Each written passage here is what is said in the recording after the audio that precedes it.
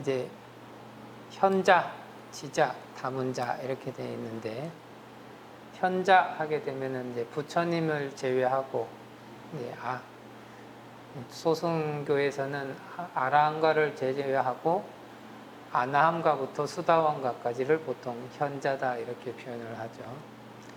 지자 이렇게 되면은 아직 현자까지는 안 올라갔어도 그래도 선정을 닦고 지혜를 개발하고 있는 분들이 지자에 들어갈 때고, 다문자는 그 선정을 얻었다 하더라도 일단은 그 지혜까지는 내지 못했다 하더 부처님의 경전에 대해서 많이 알아서 언제든지 그러한 것들을 낼 수 있는 상태, 준비가 되어 있는 상태다 이렇게 볼 수 있겠고, 계율을 지키는 사람, 그 다음에 부처님에 대해서 아주 지극정성의 마음을 가지고 있는 사람, 이런 사람들은 우리가 쫓아가서 같이 살만하다 이런 얘기죠. 그래서 돌아다니면서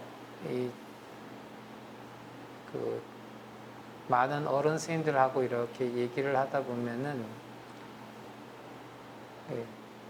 예스님들이 가지고 있는 부처님에 대한 어떤 지극정성의 마음들하고 우리가 지금 하고 있는 지극정성의 마음하고는 차이가 좀 있더라 하는 거죠.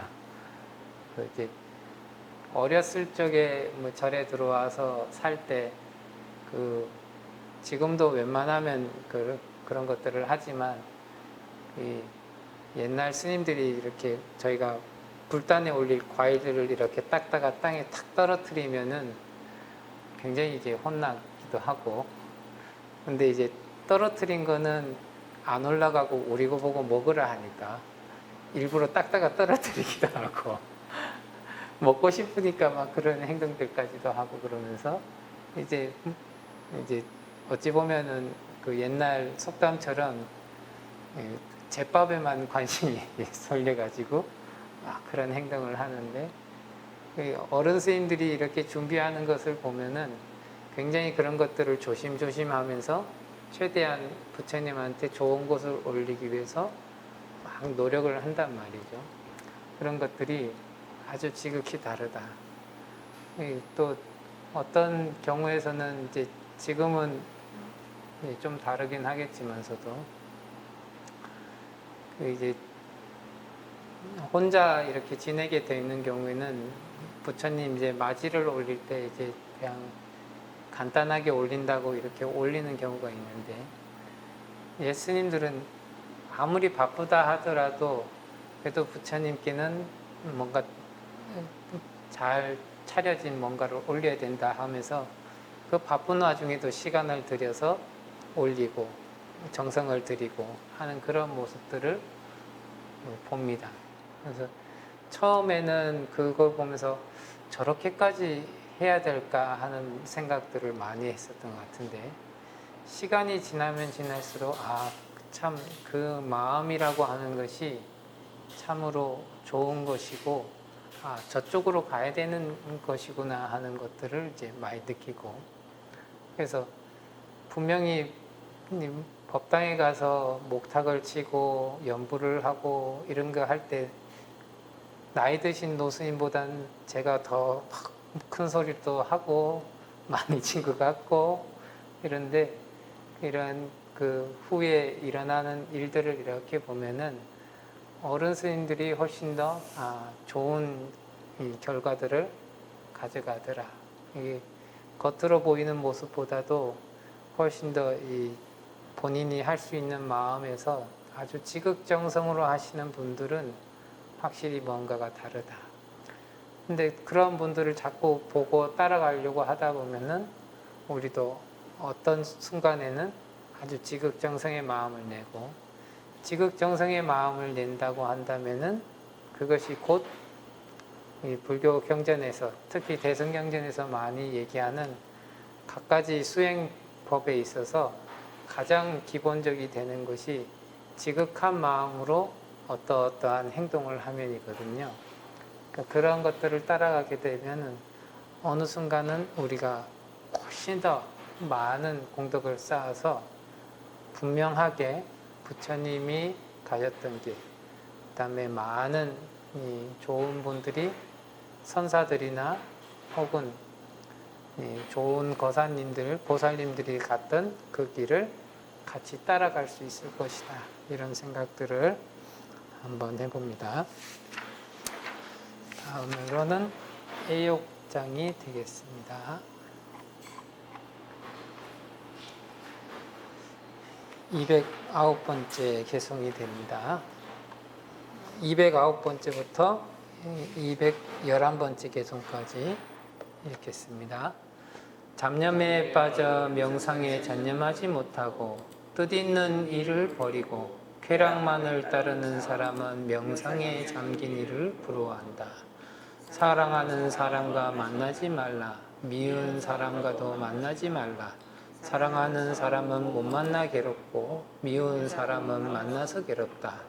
그러므로 사랑하는 사람을 애써 만들지 말라.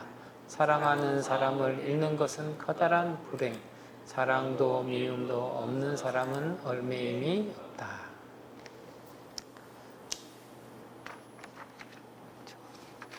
부처님 당시 때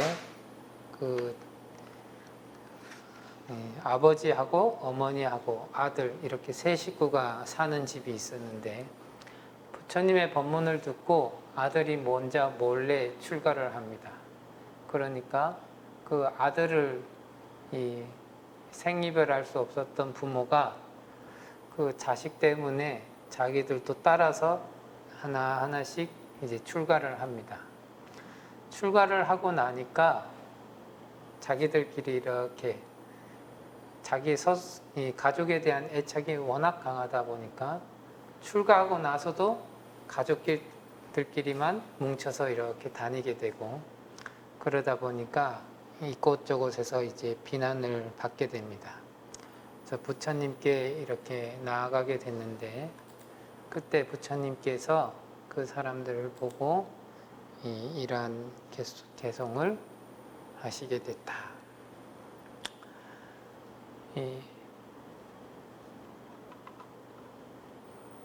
잡념에 빠져서 명상에 전념하지 못한다.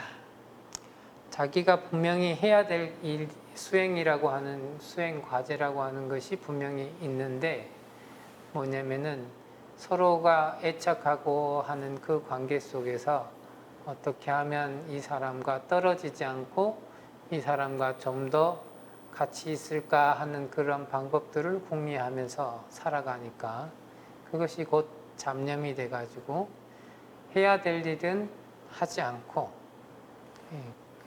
그냥 이렇게 살아가는 모습이 되는 거죠. 그러면서 이 수행에 들어왔을 때 자기가 분명히 나아가야 될 방향에 대해서는 힘쓰지 않고 단지 자기가 지금까지 누리고 있었던 혹은 꼭 가져야겠다고 생각했던 가족끼리의 애정사에 대해서만 집중을 한다. 그런 부분이 바로 부처님께서 봤을 때는 그냥 자기의 애욕만을 즐기는, 자기의 즐거움만을 추구하는 그러한 느낌이 있다 하는 거죠. 그래서 그런 사람들은 시간이 지나면은 더 이상 수행에 어떠한 이득을 보지도 못하고 그러다 보면은 아주 나중에 가서는 수행을 했던 사람을 부러워하게 된다. 수행을 한 사람은 해탈을 해서 벗어날 수가 있는데 이 수행을 하지 않았던 사람은 길이길이 고통을 받게 된다 하는 거죠. 그래서 이 절에서 많이 하는 개송들이 이제 나왔습니다. 사랑하는 사람과 만나지 말라. 사랑하는 사람은 만났을 때는 참 좋은데 뭔가 조금이라도 떨어지게 되면은 그게 큰 괴로움으로 나타나게 된다. 좋아하는 것, 사랑하는 사람뿐만이 아니라 자기가 애착하고 좋아하는 것들과 멀어지게 되는 것 또한 자기에게는 매우 큰 이제 고통이 되겠죠. 그 미운 사람은 만나지 마라 하는데 미워하는 사람은 안 만나려고 해도 자꾸만 만나게 되더라. 만날 때마다 이제 짜증도 올라오고 화딱지도 올라오고 가슴도 아프고 머리도 아프고 이러면서 괴로움이 자꾸만 치솟아 올라온다 이런 거죠.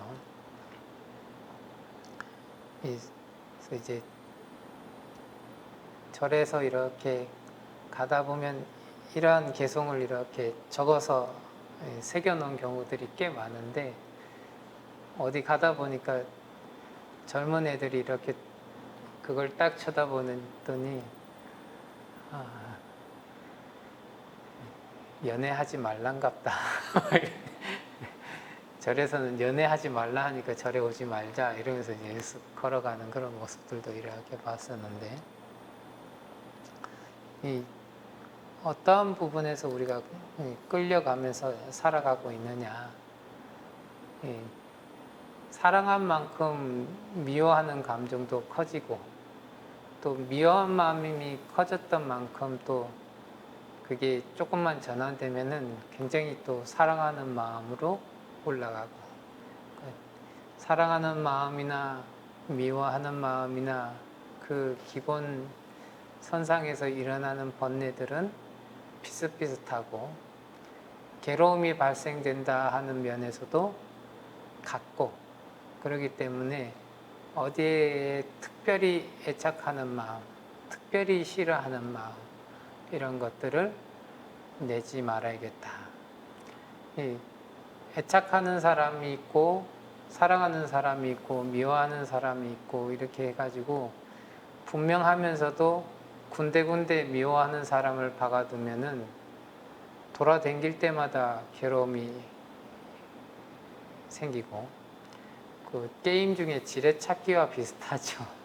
어디 갔는데 미운 사람을 만났다. 그러면 폭탄을 밟았구나 이러면서 생각을 하고 있듯이 미워하는 사람을 많이 만들면은 갈 데가 없어지고 사랑하는 사람을 많이 만들게 되면은 이제 너무 갈 데가 많은데 다 가지 못해서 어렵고 이런 생각들이 자꾸 들죠. 애착하면 애착할수록 서로에게 강한 이 소유욕을 발동하고 소유욕을 발동하게 되면은 어느 순간부터는 서로를 구속하게 되고 구속하게 되면은 서로 자기의 아이덴티티를 이제 침범한 게 돼 가지고 끊임없이 고통이 발생이 된다. 그래서 사랑한다, 미워한다 이런 것들이 결국에는 커다란 불행을 낳는 일이다. 거기서 좀 벗어나서 살아가는 것이 좋겠다. 그래서 이제 이 바깥에 이런 언젠가 이제 사람들하고 이렇게 만났을 때 옛 선배 스님들이 그런 얘기들을 조금 했었어요. 중의 모습은 뒤돌아서면은 이렇게 고개를 돌려서 보면 안 된다. 그게 이제 뭔가 애착이라든지 이런 것을 분명하게 끊는 모습이다 해서 헤어져서 이렇게 등을 돌렸으면 다시 이렇게 돌아보면 안 된다. 이렇게 해가지고 그런 얘기를 이제 아주 젊었을 때 들여가지고 다른 사람들하고 이렇게 만났다가도 잘 가세요 하고 인사하고 딱 헤어지면 다시는 뒤를 돌아보지도 않고 그냥 계속 갔었는데 나중에 이제 만났던 사람들이 이제 그런 얘기를 했습니다. 스님은 만났을 때는 아주 반갑게 맞이해 주는데 헤어지면은 그렇게 냉정할 수가 없다. 그러면서 자기들하고 만났던 게 정말 좋았던 건지 알 수가 없다. 이런 얘기들을 쭉 했었는데 그게 그 상태에서 만나서 좋았던 시간은 잘 보내고 돌아서면서는 거기에 미련이나 이런 것들을 두지 않는 그런 이제 삶들을 조금 이제 연습했던 모습하고 언제나 좀 미련을 두고 그래도 조금 애착을 가지는 삶이 좋지 않았을까 이런 삶하고는 조금 이제 차이가 있어서 그러한 견해적인 부분에 차이가 있지 않았을까 이런 생각을 합니다. 그래서 이 좋은 사람이 있으면 좋고 이제 안 좋은 사람이 있으면 나쁘고 이러지만 또 마냥 그런 것만도 아니고 또 이제 사람이 이렇게 있다 보면은 100% 나쁘기도 어렵고 100% 좋기도 어렵다 보니까 항상 이제 사람이 있다가 없어지면은 그 빈자리를 느낀다 하듯이 결국에는 그 약간의 그 애착이 있게 되면은 그로 인해서 계속적으로 고통이 발생되는 것은 똑같다. 미워하는 사람이나 좋아하는 사람이나 이런 것이 똑같다.